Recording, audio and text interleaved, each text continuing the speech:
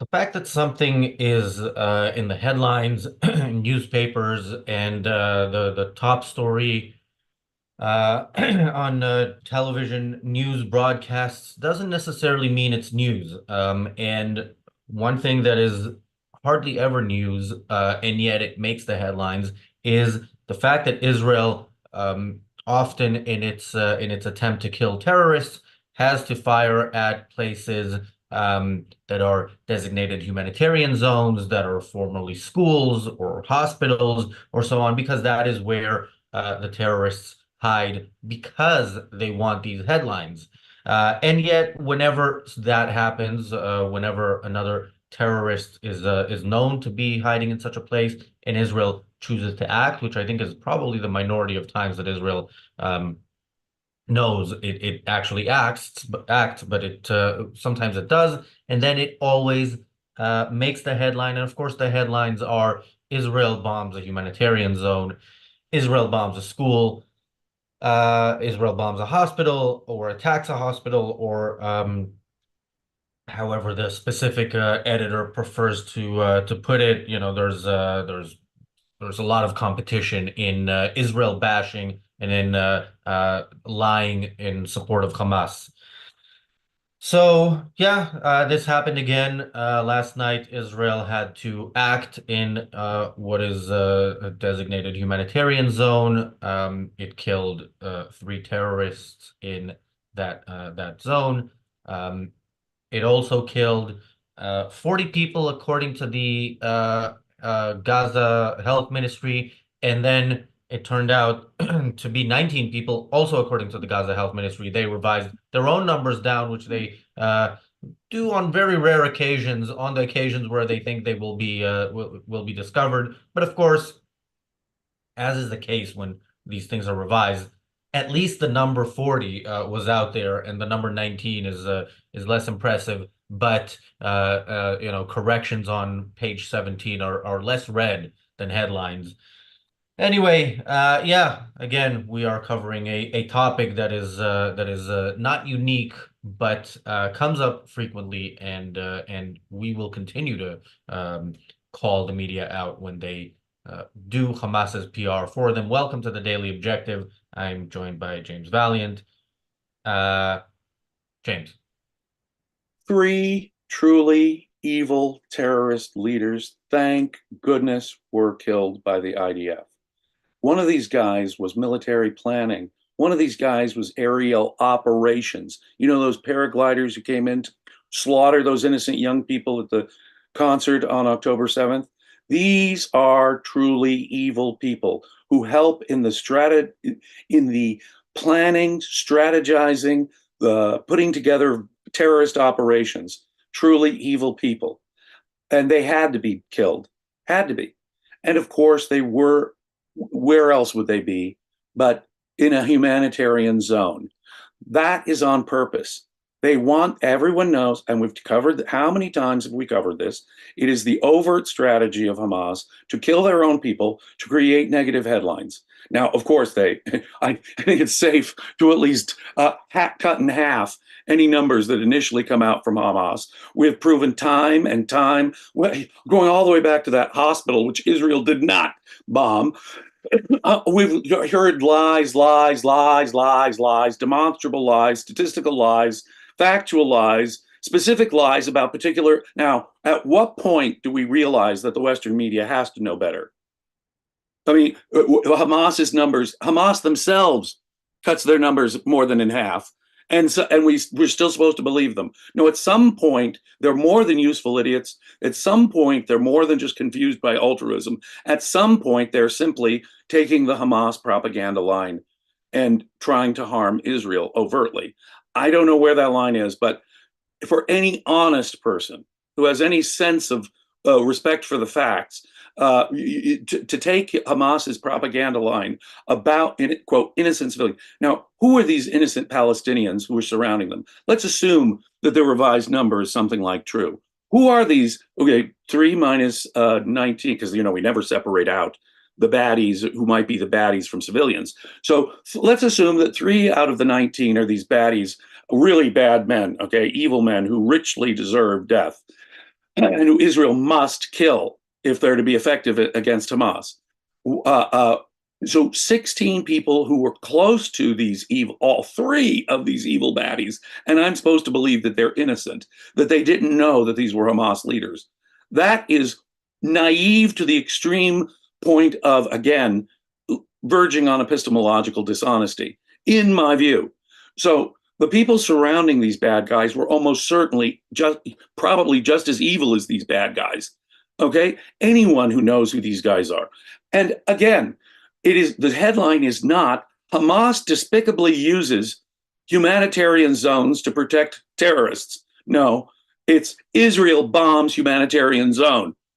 No, look, they should go after these people and say it's Hamas's fault wherever they are, schools, hospitals. But as I've said again and again, in this particular context, where it's Hamas's strategy, their very tactic to use the deaths of their own people as PR against Israel, it is absolutely mandatory that Israel hit these humanitarian zones. They now make it required. It requires us to go out of our way to hit hospitals and schools precisely because Hamas, we cannot fall prey to being sucked into Hamas's strategy. And yet the entire Western media is perfectly happy to do that, perfectly happy to defend evil people, accept lies, and blame Israel when they're acting in perfectly reasonable self-defense. Yeah. And I'm thinking maybe of going through an article on the BBC about this. The show that follows this show, the reality show, is about a recent report about the BBC's bias against Israel. But there are a few comments I'd like to read. First, thank you, Bonnie, for the super chat, and thank you, Jonathan, for the super chat. Paul says, James, I've been watching and enjoying the documentary based on your book. Thank you. Autumn says they love their kids so much they intentionally put them there. Yeah, that is exactly the evil of this philosophy that is dominant in the Islamic world and super dominant among the folks living in Gaza and the West Bank. They want to kill their own children in order to destroy Israel. That is exactly correct. Yeah, and that doesn't make the headlines. When Hamas actually says that, and they do say, look, Palestinians have to die for this. Palestinian so-called civilians have to die. That doesn't make the headlines because it doesn't fit in with the narrative that most of the media would like to push, and the results they'd like to achieve and are achieving in terms of public opinion that is widely in favor of Hamas in this conflict. Susie says, not to be without empathy, but if no civilians are killed, what incentive would they ever have to stop harboring Hamas? Yeah, it's not without empathy. It's with empathy because look, the Hamas has been, Hamas wasn't created on October 6th and then did what they did on October 7th. They were running Gaza for 20 years, or nearly 20 years in the run up to October 7th. Before that, they were operating there. They're operating in the West Bank, unencumbered, and the people are either with them or don't do anything to prevent them from doing what they're doing. So yeah, if the people get to the point where they think what Israel will do in response to what Hamas will do is worse for us than whatever Hamas might do to us, then yeah, they have an incentive to get rid of Hamas, unless they are fully behind the goal of exterminating the Jews and are happy to die for that goal, in which case we should give them what they want, the death, not the extermination of the Jews. Well, they are. You can hear Palestinian mothers saying, I'm breeding children precisely so that they can be martyrs for the cause of killing Jews and destroying Israel. That is their goal. And they'll say it. We love, you guys, we love death more than you guys love life. Wow, you couldn't get it more explicit. But so the questioner makes is exactly correct. Until and unless the Palestinian civilians suffer, they will not be properly motivated to end this murderous attitude.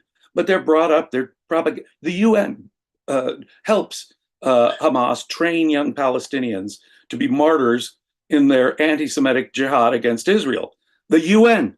That's right, ladies and gentlemen of the United Kingdom and the United States. We are funding Hamas propaganda of that dimension of evil. And by the way, the UN group is filled with, from what I can tell, there are many Hamas operatives working for them. So yeah, no, until and unless we start saying that it's the Palestinians that we're at war with, until and unless Palestinian civilians start to suffer, we don't have a hope of even getting that population's attention. They've got to see us bomb schools, hospitals, mosques. They've got to see us use the word empathy, and Razi is correct. The kindest thing we can do for the Palestinians would have been to quickly have dealt with this back in October utterly and thoroughly, right? And encourage them to get rid of these monsters that have been ruling them, as Razi points out, for the better part of 20 years. But until the Palestinian civilians start suffering, there's not going to be any such psychological motivation on their part. Yeah, Yes, and if you are a decent human being who, was born into such a place and grew up to become a decent human being, look, your choices are fight against the regime or leave. I think, almost always pick the second option because I don't know how, unless a huge part of the population is with you in wanting to get rid of Hamas, and that is absolutely certainly not the case in Gaza. And the people who would want to get rid of Hamas want to get rid of them because they think a different type of dictatorship is better than an Islamic dictatorship, which is what Hamas wants. They want some sort of nationalist dictatorship like the PLO wants. They want, or Fatah, they want communist dictatorship like the Popular Front for the Liberation of Palestine wants. There are no good movements or organizations among the Palestinians, even if there are good individuals. And if there are such people, they should get out. Thank you, Jeff, for the super chat. Super chat. Ebog says, gentle peoples, have you seen who the authors of the CNN article are? The CNN journalists literally have ties to terror organizations. First of all, thank you for not assuming our genders. I haven't read the CNN article, but I can only guess. And we've had shows on this channel about articles. I'm going to bring this up in the reality show, but the article about the dog that killed a Palestinian with Down syndrome and autism, which was, pretty much handed to the BBC as far as we can tell by Hamas's PR people, or certainly by the family of the guy who was killed, who was a terrorist family. And the BBC reported what they said as if it is fact. So yeah, I'm sure CNN does the same. These organizations have the media organizations have trouble getting people into Gaza because Israel doesn't want them there, and Hamas would love to have them there, of course, as long as they toe the line. So they rely on locals, and those locals are journalists, so-called journalists, who had to be approved by Hamas to be able to operate. So that's even if you don't know the specifics of any individual so-called journalist reporting, you have to keep that in mind when you hear the reporting. They're approved by the people who did October 7th. Oh, yeah. You know, Al Jazeera is obviously the Islamist propaganda organ. There's no question about it. They have operatives of terrorist groups on this journalistic organization has terrorist operatives working for them. They have people embedded with Hamas too. But you know something? The difference between Al Jazeera and CNN and the BBC is only one of degree, not kind. Yeah. By the way, David Boy says I can switch to 20 different nicks. YouTube eliminates the comments related to the issue. I don't know the YouTube policy. It's if it is removed, it's not by us, except very rare occasions when somebody as you can see, we allow most of the trolls. But yeah, I don't know how to get around YouTube's comment restrictions. Anyway, but I if don't even understand Daniel, them. but if Daniel does, he will let you know what he thinks can be done. Okay, let's read a little bit of this BBC article. I don't know if we need the whole thing, but just to get a flavor of how the BBC is reporting a story a couple days after a report about their bias against Israel came out. So the headline is Israeli strike in Gaza humanitarian zone kills 19, Hamas-run health ministry says. So just a reminder, this Hamas-run health ministry thing that they started doing after October 17th. On October 17th, they reported, James, you mentioned this hospital bombing that killed 500 people. Israel bombed the Al Ahli hospital and killed 500 people. That was the report. And then, of course, the facts came out, and it was not an Israeli bombing. It was a Palestinian Islamic Jihad rocket aimed at killing Jews that ended up killing killing people in Gaza. It misfired. It landed not on the hospital, but on the hospital parking lot, which for some reason had whatever it had there that made a big explosion and killed maybe dozens of people. And Certainly so not since then, 500 people. yeah. But Hamas-run Gaza Health Ministry said it was 500 people. So since then, what has the media done? Have they said this is not a reliable source of information? This is a source that we can rely on to always lie to us and produce propaganda, which we probably should have known 10 days before the Al Ahli Hospital so-called bombing when they committed the atrocities that they did in Israel. Hmm. No, they said we'll keep reporting their numbers, we'll keep using them as a reliable source, but we'll add this Hamas run to Gaza Health Ministry just to let people make up their own mind only in that context. And of course, the numbers are always embedded in a whole article that tells you beyond the numbers why Israel is the bad guy. Can you imagine accepting Nazi Germany's numbers on casualties during World War II? Can you imagine accepting Nazi Germany's position? Yeah, let's go talk to Goebbels and Mengele about the deaths in the concentration camps. You're going to accept their numbers on that?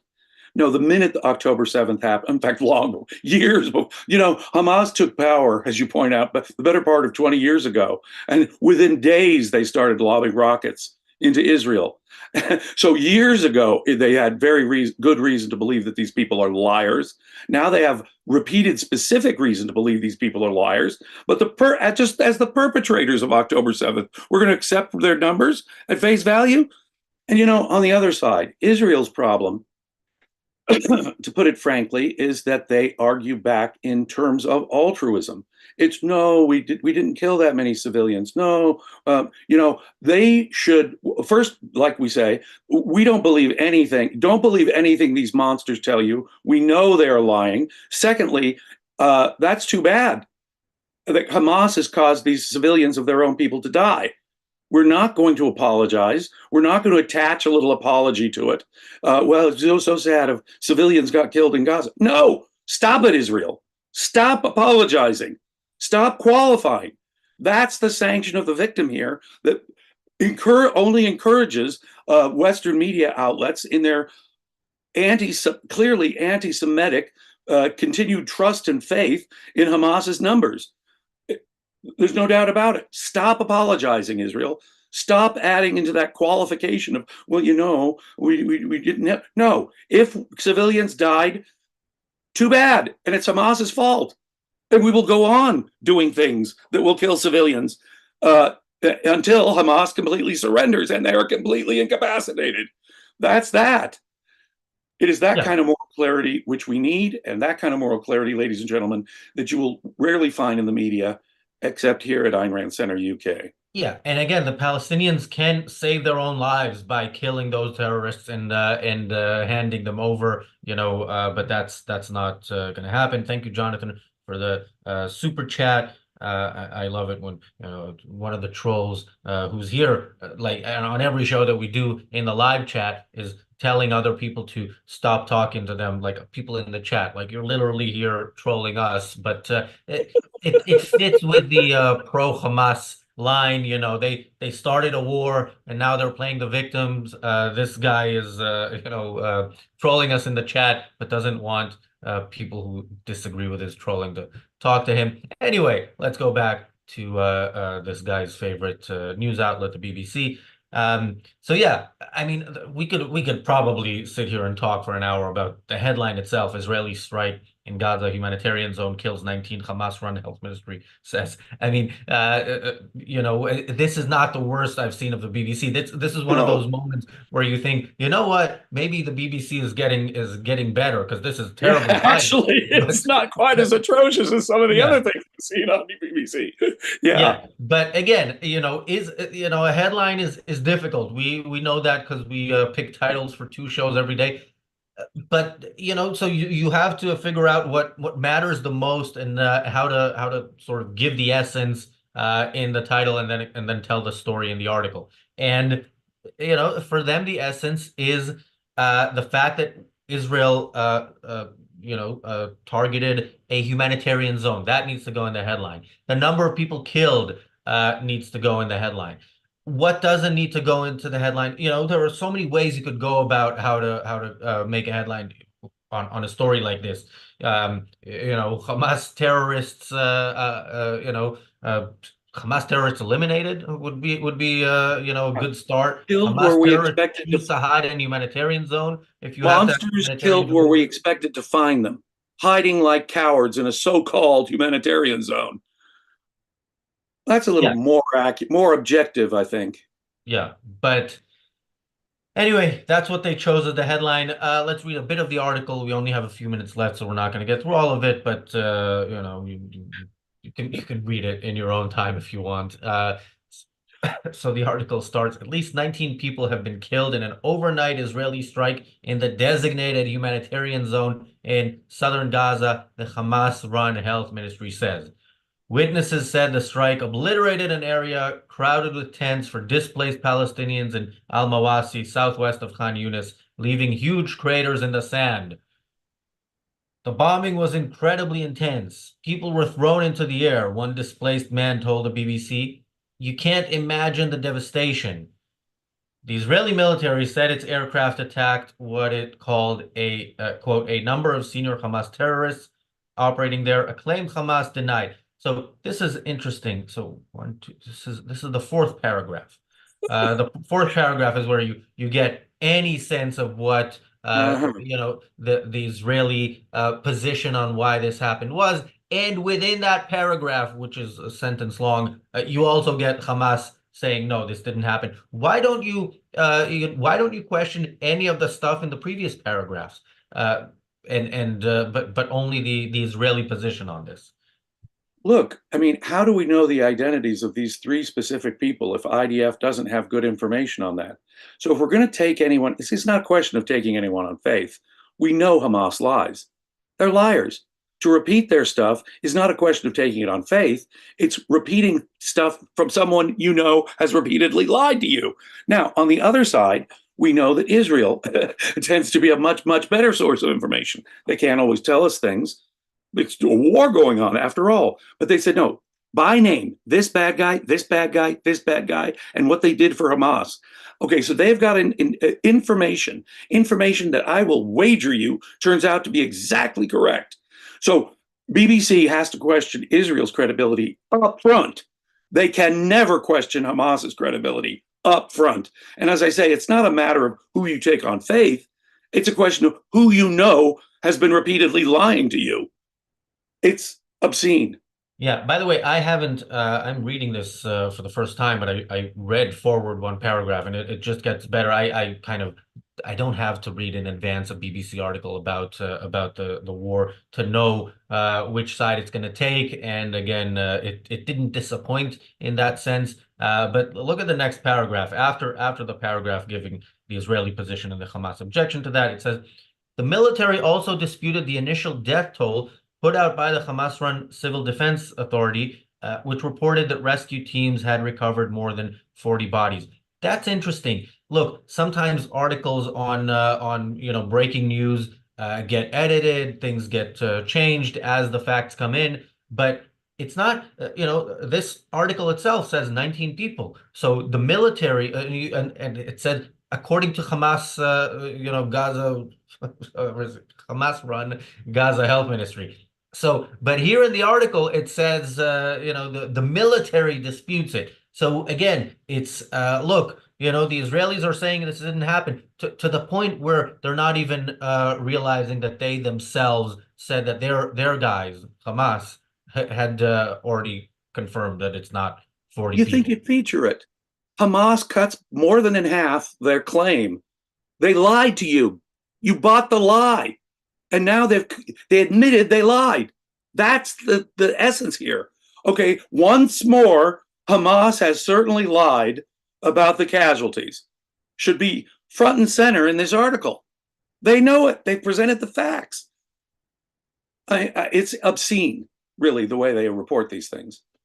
Well, what they think is important and needs to be reported is that and this. Hundreds of thousands of people from other areas of Gaza are living in dire conditions in Al-Mawasi after being told by Israel to evacuate there for their own safety. The UN says the humanitarian zone spans only 41 square kilometers and lacks critical infrastructure and basic services, while aid provision is limited due to access and security issues. I mean, again, there's so much here. I'm kind of sorry we didn't do a whole story on this article.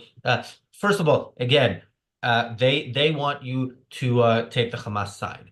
So first they talk about Israel killing people in a humanitarian zone, and then they kind of give half a paragraph for what Israel says. Then they tell you how bad the situation already is before Israel killed these poor people. And which again is interesting. Why did Israel tell people to move? Because it was going to bomb areas where terrorists were hiding, where terrorists were using to fire rockets or whatever they were doing from there.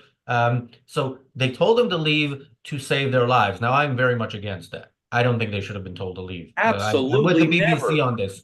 You shouldn't have No, told them to Israel's leave. they send Yeah, emails, they drop leaflets, they'll do anything to tell the people get out of the area.